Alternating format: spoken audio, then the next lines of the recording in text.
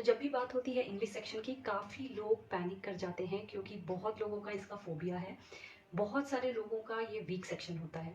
तो आज हम इस वीडियो में यही बात करेंगे कि कौन कौन से बुक्स एंड रिसोर्सेज हैं जिनकी मदद से आप अपना इंग्लिश सेक्शन स्ट्रॉन्ग बना सकते हैं। Hello everyone, I am Garima, welcome to Bankers Nest. और चलिए शुरू करते हैं वीडियो। तो फ्रेंड्स, जो भी बच्चे पहले से तैयारी कर रहे हैं उन्हें पता ही होगा, इंग्लिश को 3 पार्ट्स में डिवाइड किया गया है: वोकैबुलरी, ग्रामर और रीडिंग। तो अभी हम बात करेंगे बुक्स कौन कौन सी आप प्रेफर कर सकते हैं हर सेक्शन के लिए। तो देखिए, वोकैबुलरी अगर है, वर्ड पार मेड इजी आती है नॉर्मन ल्यूइस की, वो भी काफ़ी अच्छी बुक है, मैंने भी वो रिफर की थी इनफैक्ट।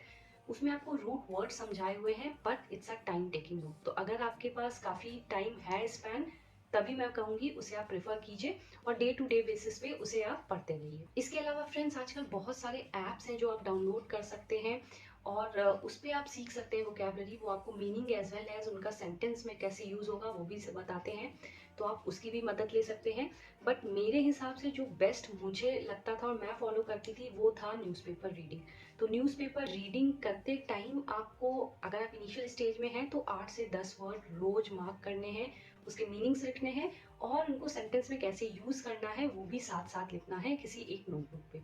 और टाइम टू टाइम उसे रिवाइज भी करते रहना है, अदरवाइज आप फिर वो भूलने लगेंगे शब्द। तो ये बेस्ट टेक्निक होती है गाइस। जैसे जैसे आपकी इम्प्रूवमेंट होती जाएगी रीडिंग में, वैसे वैसे आप इंक्रीज करते जाएंगे अपने नंबर ऑफ वर्ड्स जो भी आपको न्यू दिखते हैं। जब आप इनिशियल शुरू करेंगे तब तो बहुत सारे ऐसे वर्ड्स होंगे जो आपको पता नहीं होगा और आप सोचेंगे सारे वर्ड्स मैं लिख लूँ आज।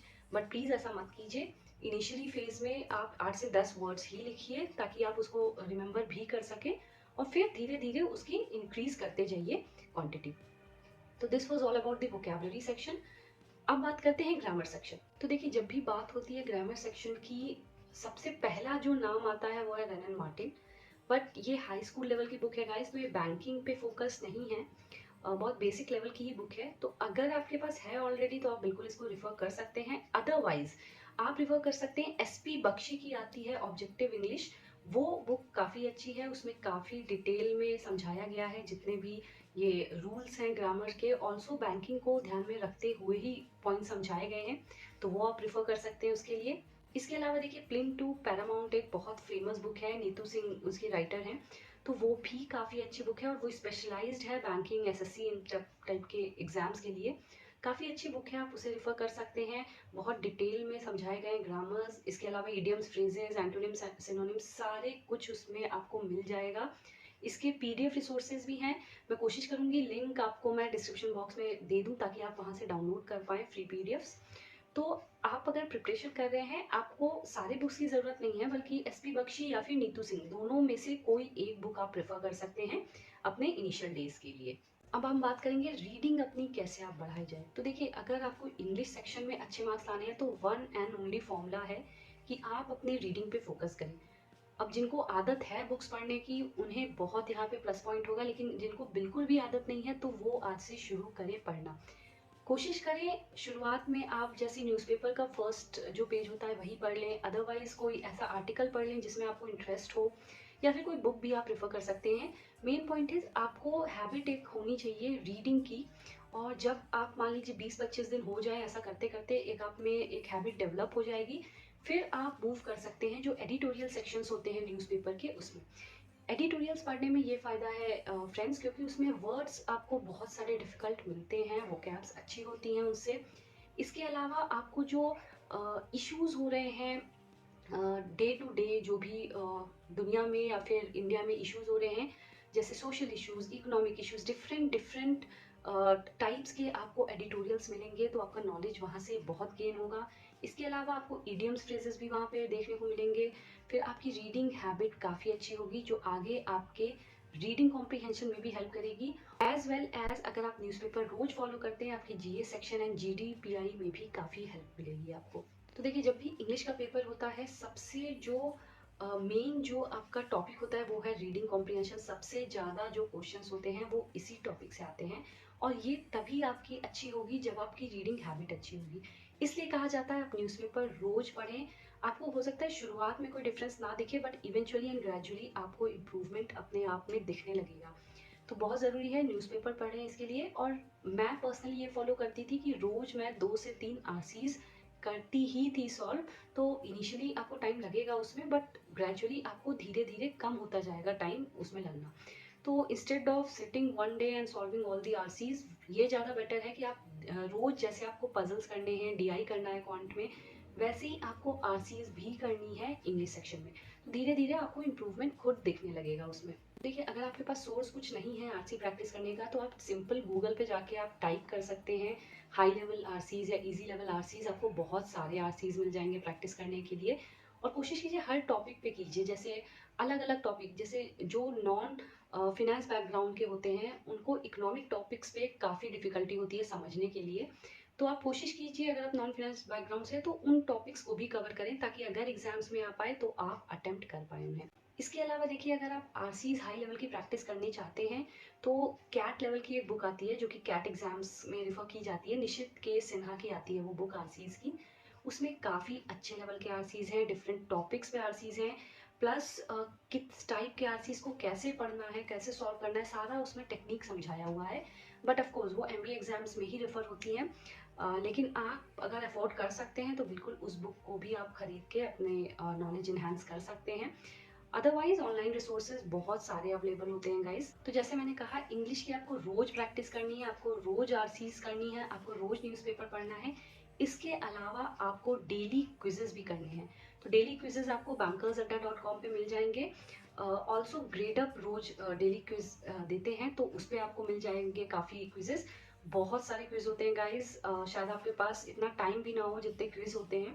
तो शॉर्ट शॉर्ट क्विज होते हैं, कुछ 3 मिनट के, कुछ 10 मिनट के, और not more than 10 minutes. So short quiz होते हैं, आप डेली अफोर्ड कर सकते हैं उन क्विजेस को। उससे भी आपका काफ़ी इन्हांस होगा नॉलेज, और डिफरेंट डिफरेंट टॉपिक्स पे आपको प्रैक्टिस करने को मिल जाएगा उन क्विजेस से। तो ये एक आप बांध लीजिए बात कि आपको क्विजेस भी डेली सॉल्व करने हैं इंग्लिश सेक्शन के। फ्रेंड्स, अब हम बात करेंगे यूट्यूब चैनल्स आप कौन कौन से रेफर कर सकते हैं जब आप प्रिपरेशन कर रहे हो। तो देखिए, मेरा फेवरेट है निमिषा मैम का चैनल। तो निमिषा बंसल मैम हैं जो कि पढ़ाती हैं, उनका सेपरेट एक चैनल है इसी नाम से, आप सर्च कर सकते हैं वो चैनल गूगल पे। इसके अलावा आंचल मैम है जो पहले अड्डा 24/7 पे पढ़ाती थी, आजकल आई गेस वो एग्जाम सेंट्रिक पे हैं, वो भी अच्छा पढ़ाती हैं। इसके अलावा विशाल सर हैं जो कि वाईफाई स्टडी पे पहले थे, अब वो बैंकर्स वे पे पढ़ाते हैं। तो ये सारे अच्छे फैकल्टीज़ हैं जो आप रेफर कर सकते हैं। इसके अलावा देखिए, रोज जैसे बैंकर्स वे है, अड्डा 24/7 है, इन चैनल्स पे हिंदी एडिटोरियल के एनालिसिस होते हैं रोज सुबह आई गेस 7 या 8 AM पे ये रोज वीडियोस आते हैं। उनको भी आप रेफर कर सकते हैं ये समझने के लिए कि उनसे जो एडिटोरियल्स हैं उसमें कैसे हम एनालाइज करें जो भी इंफॉर्मेशन है। तो ये कुछ चैनल्स हैं जो आप रेफर कर सकते हैं अपने प्रिपरेशन में। तो जब भी इंग्लिश सेक्शन की बात होती है फ्रेंड्स, बहुत ज़्यादा चैलेंजेस होते हैं इस सेक्शन में, क्योंकि ये काफ़ी रिस्की सेक्शन होता है। सबसे ज़्यादा जो निगेटिव मार्किंग होती है वो इसी सेक्शन में होती है, क्योंकि बहुत सारे गेस वर्क होते हैं। कोई फॉर्मूला नहीं होता है जिसमें आपको ये पता रहे कि A=B, या फिर इसका आंसर 3 आना चाहिए या 4 आना चाहिए। बल्कि हमें जो भी हमारे इंस्टिंक्ट कहते हैं वो हम आंसर्स मार्क करते हैं, अगर आपको प्रॉपर नॉलेज नहीं है चीज़ों की। तो बहुत ज़्यादा निगेटिव मार्किंग होने के इसमें चांसेस होते हैं। इसके अलावा काफ़ी लोग जो हिंदी मीडियम से हैं उन्हें बहुत डर रहता है कि वो कैसे क्वालिफाई करेंगे ये सेक्शन। तो देखिए, बहुत सारे हिंदी मीडियम से लोग क्वालिफाई करते हैं, बनते हैं पीओ, और बहुत अच्छे पोस्ट पे भी प्रमोट होके जाते हैं। तो ये मन से अपने हटा दीजिए बातें कि आप नहीं कर सकते। हाँ, ये ज़रूर है कि अगर आप थोड़े वीक हैं इंग्लिश में, तो आपको थोड़ा सा टाइम ले के तैयारी करनी होगी। ऐसा नहीं कि नोटिफिकेशन आ गया और फिर आप तैयारी करना शुरू कर रहे हैं इंग्लिश की। तो अगर आपका वीक है ये सेक्शन, तो बिल्कुल आपको 3 से 4 महीने चाहिए ही मिनिमम आपको इस सेक्शन में अच्छा करने के लिए। तो ये सारी बातें हैं इन सेक्शन की। लेकिन अगर आपकी इंग्लिश अच्छी है तो ये बहुत अच्छा स्कोरिंग सब्जेक्ट है। आप ओवरऑल अपना जो कट ऑफ है इससे इंक्रीज कर सकते हैं, क्योंकि बहुत लोगों का ये वीक सेक्शन होता है। तो अगर आप इसमें अच्छा मार्क्स लाते हैं तो बिल्कुल आपके रीजनिंग और कॉन्ट अगर अच्छी है तो आप इसमें काफ़ी बूस्ट कर सकते हैं marks. Also friends, English and GA section ऐसा है जिसमें आपको रेगुलर प्रैक्टिस चाहिए। ऐसा नहीं एक टॉपिक आज आपने पढ़ा फिर आप उसको एक हफ्ते बाद सॉल्व कर रहे हैं, बल्कि डेली आपको इस पे वर्क करते रहना है, चाहे वो जीए हो चाहे वो इंग्लिश सेक्शन हो। इंग्लिश की बात हो तो कोई भी ऐसा रामबाण नहीं है या फिर गोल्डन एरो नहीं है जो आप लगाएंगे और वो हिट हो जाएगा। आपको डेली प्रैक्टिस करना है, डेली आपको एक स्टेप टुवर्ड्स सक्सेस ले जाना है, तभी आप जाके इंग्लिश में इम्प्रूवमेंट ला सकते हैं। क्योंकि मोस्टली स्टूडेंट्स का ये वीक सेक्शन ही होता है, बट कांस्टेंट अगर आप एफर्ट डालते रहें तो आप देखेंगे ज़रूर आप में इम्प्रूवमेंट होगा, ग्रेजुअली इवेंचुअली ज़रूर आप सक्सेसफुल हो जाएंगे इस सेक्शन में भी।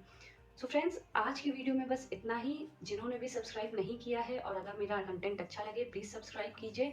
Also hit the like button if you really like watching this video.